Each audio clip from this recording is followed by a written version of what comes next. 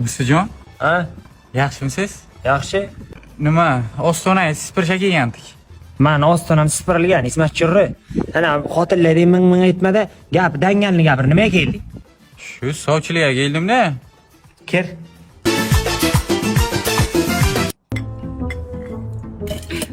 Hamsiya choy. Hamsaya, Na? ay bir kelini ko'raylik qizi. Ay ko'rasiz. Siz onangiz uyda o'tiribsizmi? Turib o'tiring. Endi Hamsaya, o'zingizdan qolar, gap yo'q. Yoshlar ko'ngli shu desangiz bir-biriga tushibdi. Shuni bir birlashtirib to'y qilib, nima shart bo'lsa, biz tayyorlanib bu yerda mana. Nima shart bo'lsa hamma. Ha. Xotin, boshlang unda. Unda hamsiya mani eshiting.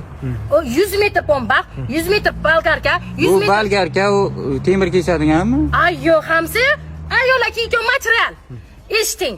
100 metr chit, 100 metr villor, 1 tonna paxta.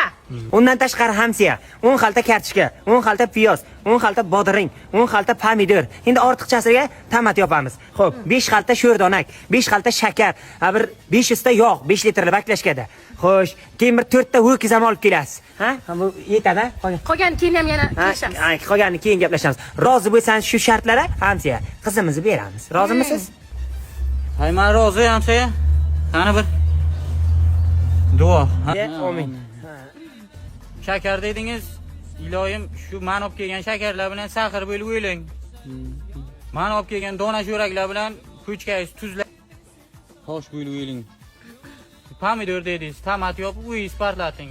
Ana bu tomatlar patlar. Yog' dedingiz, iloyim men olib kelgan yog'lar tanangizga bitib, simirib o'ylang. Qaymi? Rahmat. Men rozi, itta to'y.